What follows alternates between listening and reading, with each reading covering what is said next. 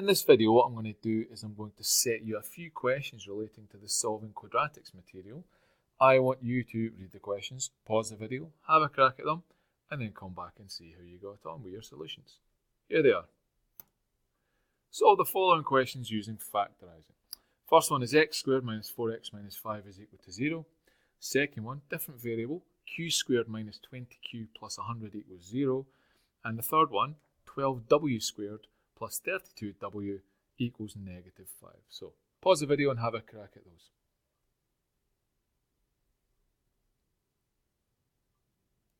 So the first one, x squared minus 4x minus 5 equals 0. Again, I've said you're using factorising in this case.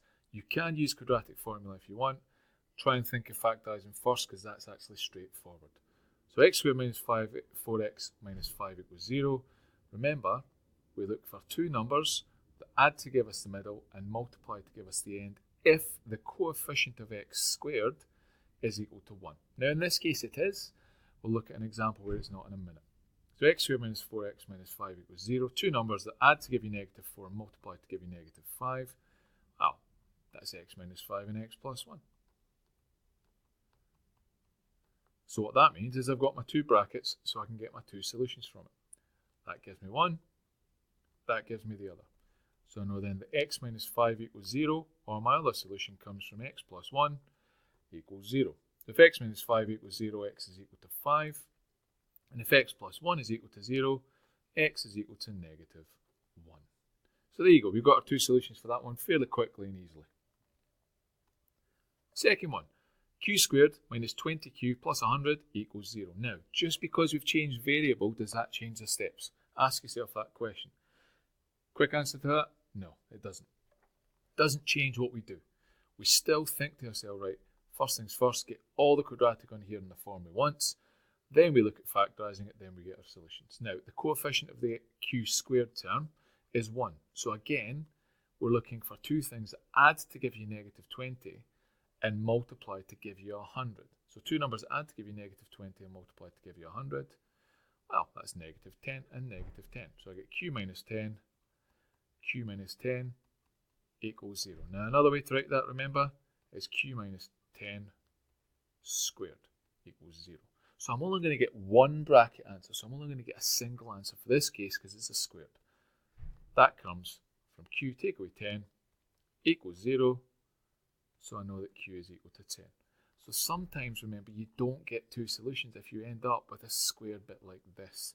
So just bear that in mind, but it doesn't change the steps. It doesn't change our factorising or anything like that. It just means you get one answer instead of two. Last one was 12w squared plus 32w equals negative 5. Now remember we said we want all the quadratic on the left equal to 0. It's not equal to 0, so your first step is to shift that across. So we get 12w squared plus 32w plus 5 equals 0. Now, coefficient of the w squared is 12, so we can't just look for two numbers that add to give you the middle and multiply to give you 5. If you can find a pair of numbers that do that, I'll be very impressed. So what we have to do is we take the first number and the last number and multiply them. So 12 fives give me 60. This is positive in the middle and this is positive here. So the two numbers are going to be positive. Great. So that's not going to add that level into it. What we then have to do is find our pairs of factors for 60. So we've got 1 and 60. We get 2 and we get 30. We get 3 and we get 20. We get 4 and we get 15. We get 5 and we get 12. And we get 6 and we get 10. So there's our pairs of factors for 60. What we then say to ourselves is, right, which pair of these factors add to give me the middle number? Which pair of them add to give me 32? Well, that's quite obvious, 2 and 30. So I'm going to split the 32w up using that. So I'm going to split it up and say 12w squared plus 30w plus 2w plus 5 equals 0. Same steps at this point as we did last time. Hack it down there. Cut it down the middle. Common factor on both sides. So common factor on this side is 6w. So I get 6w bracket 2w plus 5. Now on this side there is no common factor of 2w and 5. Well, technically there is. A common factor for both of them is 1. If you don't get any other value besides 1 as a common factor, you take that out. So you get plus 1 bracket 2w plus 5 equals 0. Now the reason for that is that I've got my 2w plus 5 as a bracket on both. So that gives me one bracket in my solution, 2w plus 5. My second bracket comes from the numbers outside, so the factors.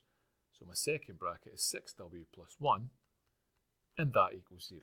Now again, I've got my two brackets for my two solutions. I know 2w plus 5 equals 0, or 6w plus 1 equals 0. So 2w plus 5 equals 0, 2w is equal to negative 5, w equals negative 5 over 2, 6w plus 1 equals 0, 6w is equal to negative 1, so w equals negative 1 over 6. So there you go, I've got my two solutions. So we can solve all of those equations using factorising. All that really happens is the level of complexity gets amped up a little bit. So we might have to do a bit of jiggery-pokery first, maybe combine the different types of factorising we all know. Either way, it's the same set of steps. Now, sometimes we have to use the quadratic formula, and that's what we're going to discuss a little bit later.